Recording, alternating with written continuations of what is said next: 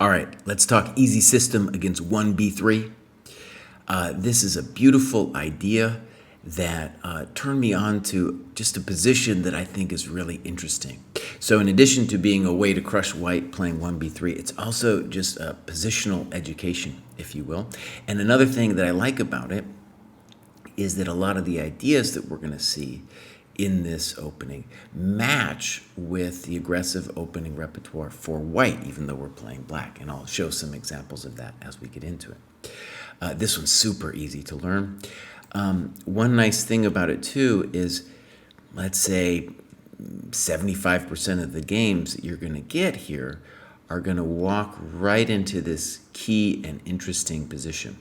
Again, I think this is not just about fun opening theory. This is just an interesting position where on the surface of it, you might say, oh, well, why does black have compensation? Let me just talk a little bit actually before that about this move 97. The problem with this bishop b5 is now you're all in because I'm about to play a6, and then what is the bishop doing there, right? So that's why, what are you supposed to do? I'll talk about some alternatives later, but I want to first show the key position. Okay, so here it is. The old timers like Nimzovich were like, dude, center pawn, that's worth a lot. And one of the nice things about this position is it shows, A, black doesn't on the surface have that much more time than white. And B, he gave away a center pawn, so you'd think, oh, he has less center control. We're going to see we will generate a lot of time from this position, and we will also actually have a lot of center control. So let's check it out. Let's start with bishop b2. Pop. Well, that's a problem. And the thing to understand intuitively, if he does something that's not queen f3, like here, we just go here, thank you very much. Let's say f3, and then what are we going to do? Next move, we're going to castle. We're going to look for d4. We're going to look to put a rook on e8. Fantastic, fantastic. All right, so queen f3, you will get this position. Check to the queen. And now queen g3 is kind of the only move. Notice, queen f4, pop, pop, pop. It's already very unpleasant. Now, a key idea to understand is that when white plays b3, it's playing like a reverse Queen's Indian in a lot of ways. And as someone who's played a lot of Queen's Indian, I can tell you it's your Queen's Knight, this guy, who oftentimes has difficulty getting into the game. As here, poor guy goes to a3. No future there, castles, and it's a clear advantage for black because I don't know what you're supposed to do. f3, bishop f5, we're threatening a pawn. If you play king d1, we do a celebratory dance. If you castle, we snip a pawn, right? Okay, so that part's easy. Queen g3, check to the queen. Well, there's only one move, f4. Queen f5, and this is a fascinating position where obviously, first of all, we've gained some time with developing onto the queen. But watch this. Of course, white will do this to you, by the way, because he's dreaming about stealing that pawn. And I've had this happen a couple times. Queen g7, pop. Now, the computer actually wants rook f8 and says black is better, but I like this better from a human perspective, just to play castles. Computer says this position is equal. On a practical level, it's just about done for white. It is very difficult. We're threatening queen c2. We're threatening rook g8. We're about to put a rook on e8. It's a real nightmare. And I think white's only try is like that. But then I snip, have my rook, buddy. I check to the miserable king. And then a very beautiful and interesting position where white can't move either knight. We're going to play for mate. And it's hard for white to move. As an example, g4. Maybe that would be the one thing I'd be a little afraid of. Check to the rook. Check to the queen. Pop. Oh, baby. Oh. And then I don't know what you're supposed to do. King g2. Pop. Game over. Right? That's how fast it can end. Beautiful. Beautiful, crushing, crushing, relentless attack. So maybe in this position, you could say bishop g3. But look, h5. And here's a key idea, d4. Remember what I said about the knight on b1. It's the problem piece. So now we're just telling white, look, buddy, if you want to bring your knight out, you're going to have to let my big fat knight to come to d4. Notice, too, that white's king, unclear where that dude's going to go. Knight e2, something like that. And the beauty is here we're going to be looking to attack the king side. Very simple. We're going to say that the knight on b1 is poor. And I'd say is, I don't know, dynamically equal in an interesting way. And what are we looking? We're going to look to castle long and to put a rook on the e-file. Now, the cool thing about the rook on the e-file is it kind of demonstrates like, oh, I lost my e-pawn, but in some ways that's facilitating my central control.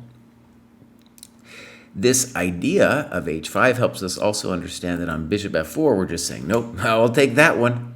You know, I'll take that. Oh, you want to activate my queen on g5? Be my guest, you know? Pop. Clear advantage. Clear advantage. The knight on b1's poor. We're going to come to g5 or something with the king. We're going to castle long. Very simple way of playing for black.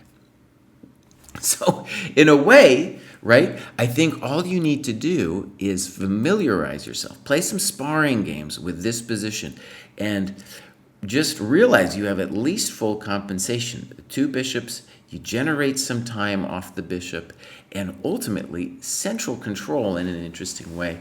Poor piece.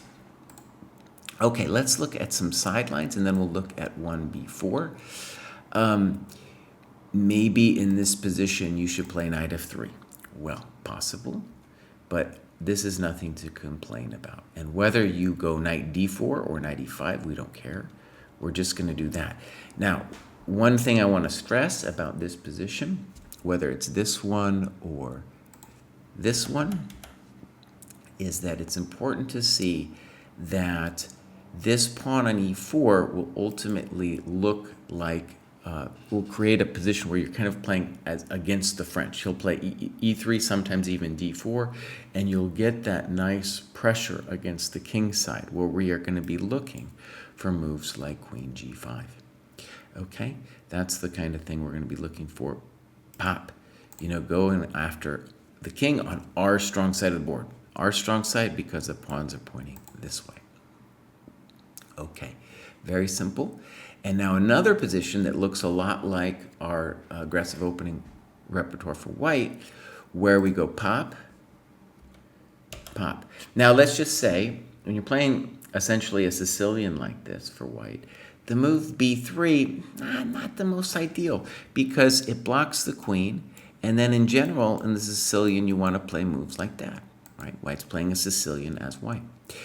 But what's so simple and nice about this position is that we have in the aggressive repertoire against the Taimanov system this very simple idea that whenever they play knight c3, we're just going to wait for it because it will come. We're just going to take it, boss. And we're going to put the bishop here, right? We're going to put the bishop here, and we've known this for the aggressive repertoire for white because we castle and we play f5, and we're going to come at the fool. We're going to come at him, right? I love this because it's so simple, right? It's something you can learn in 5 minutes. And just in general, I will say from my own experience, the openings I've had the best success with are the ones that I've learned in like 5 minutes, just because those are the ones you're like, oh, I get it. I get what I'm supposed to do. Okay, let me show b4.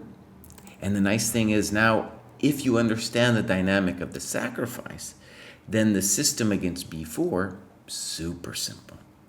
e5 takes knight f6. And what are we going to do? We're going to castle, we're going to play d5, and this guy's going to owe us a tempo. And not only that, we're not down a pawn. But the key thing to see here that's similar, and really the only thing you need to understand is, like in that other position, we are playing to say, actually, we're the ones with central control because our force on the e-file is going to be so dynamic. And if you let us play d4 to dominate your knight, we're going to do the same thing. So I mark this as a sparring position as well for the dojo players. And that's it. That's all you need to know for this to work. All right, I hope you enjoy it. I just want to stress, beautiful position. Beautiful position. Computer generated, showing that the computers, in many ways, open more doors than they close. All right, bye-bye.